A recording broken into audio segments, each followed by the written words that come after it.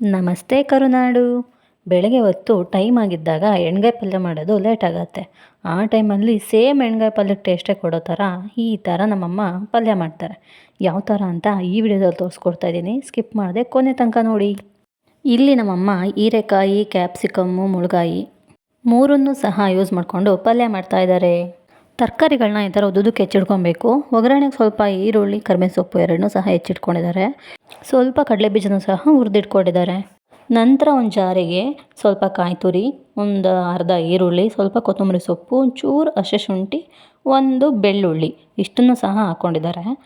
ನಂತರ ಅದಕ್ಕೇ 1.5 ಸ್ಪೂನ್ ಖಾರದ ಪುಡಿ, 1.5 ಸ್ಪೂನ್ ಧನಿಯಾ ಪುಡಿ ಮತ್ತು ಹುರಿದಿಟ್ಕೊಂಡಿದ್ದಂಥ ಕಡಲೆ ಬೀಜ ಅಷ್ಟನ್ನು ಸೇರಿಸ್ಕೊತಾ ಇದ್ದಾರೆ. ಲಾಸ್ಟಲ್ಲಿ ಚೂರು ಹುಣಸೆಹಣ್ಣು ತೊಳೆದ್ಬಿಟ್ಟು ಹಾಕ್ಕೊತಾ ಇದ್ದಾರೆ. ನಂತರ ಒಂದು ಅರ್ಧ ಸ್ಪೂನ್ ಅರಿಶಿನ ಪುಡಿ, ಒಂದು ಅರ್ಧ ಸ್ಪೂನ್ ಜೀರಿಗೆ ಅಷ್ಟನ್ನು ಹಾಕ್ಬಿಟ್ಟು ತರಿಯಾಗಿ ರುಬ್ಬಿಟ್ಕೊಂಡ್ರು. ಅಮ್ಮ ಯಾವಾಗಲೂ ಹುಚ್ಚೆಳ್ಳು ಅಂದರೆ ಮರೆಳ್ಳನ್ನು ಈ ಥರ ಪುಡಿ ಮಾಡಿ ಇಟ್ಕೊಂಡಿರ್ತಾರೆ. ಅಕಸ್ಮಾತ್ ಯಾರು ಪುಡಿ ಮಾಡಿ ಇಟ್ಕೊಂಡಿರಲಿಲ್ಲ ಅಂದರೆ ಒಂಚೂರು ಮರೆಳ್ಳು ಅಥವಾ ಹುಚ್ಚೆಳ್ಳನ್ನು ಹುರಿದ್ಬಿಟ್ಟು ರುಬ್ಬೋದಕ್ಕೆ ಹಾಕ್ಕೊಂಡ್ರೆ ಆಯಿತು. ನಂತರ ಡೈರೆಕ್ಟು ಒಲೆ ಮೇಲೆ ಕುಕ್ಕರ್ ಇಟ್ಟಿದ್ದಾರೆ. ಅದಕ್ಕೆ ಸ್ವಲ್ಪ ಎಣ್ಣೆ ಹಾಕಿ ಸಾಸಿವೆ ಸಿಡಿಸ್ಬಿಟ್ಟು ಹೆಚ್ಚಿಟ್ಕೊಂಡಂಥ ಈರುಳ್ಳಿ, ಕರಿಬೇವಿನ ಸೊಪ್ಪನ್ನ ಹಾಕ್ಬಿಟ್ಟು 1-2 ನಿಮಿಷ ಅಷ್ಟೇ ಬಾಡಿಸಿದ್ರು. ತುಂಬ ಹೊತ್ತು ಸಹ ಬಾಡಿಸ್ಲಿಲ್ಲ. ಅದಕ್ಕೆ ಹೆಚ್ಚಿಟ್ಕೊಂಡಂಥ ತರಕಾರಿಗಳನ್ನೆಲ್ಲ ಸೇರಿಸ್ಕೊಂಡು 1 ನಿಮಿಷ ಒಗ್ಗರಣೆಯಲ್ಲೇ ಬಾಡಿಸ್ಕೊತಾ ಇದ್ದಾರೆ. ನಂತರ ತರಿಯಾಗಿ ರುಬ್ಬಿಟ್ಕೊಂಡಿದ್ದಂಥ ಖಾರನ ಅದಕ್ಕೆ ಸೇರಿಸ್ಬಿಟ್ಟು ಒಂದು ಮಿಕ್ಸ್ ಕೊಡ್ತಾ ಇದ್ದಾರೆ. ಅಂದರೆ ಎಲ್ಲದಕ್ಕೂ ಹೊಂದ್ಕೊಳೋ ಥರ ಮಿಕ್ಸ್ ಮಾಡ್ತಾ ಇದ್ದಾರೆ. ಒಂದು ಸಲ ಚೆನ್ನಾಗಿ ಮಿಕ್ಸ್ ಮಾಡಿದ ನಂತರ ಹುಚ್ಚೆಳ್ಳು ಪುಡಿ ಇರುತ್ತಲ್ಲ, ಅದನ್ನು ನಮ್ಮಮ್ಮ ಸೌಟಲ್ಲೇ ಒಂದು ಅರ್ಧ ಸೌಟು ಹಾಕ್ತಾಯಿದ್ದಾರೆ.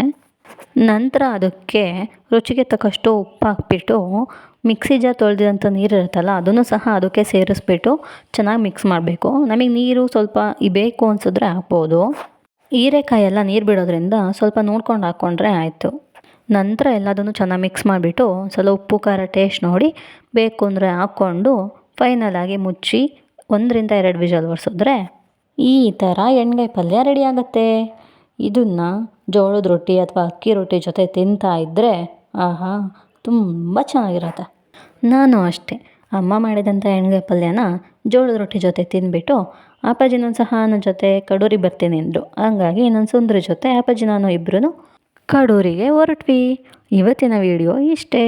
ಈ ವಿಡಿಯೋ ಇಷ್ಟ ಆಗಿದ್ದರೆ, ಈ ರೆಸಿಪಿ ಇಷ್ಟ ಆಗಿದ್ದರೆ ನನ್ನ ಚಾನಲ್ನ ಸಬ್ಸ್ಕ್ರೈಬ್ ಮಾಡಿ.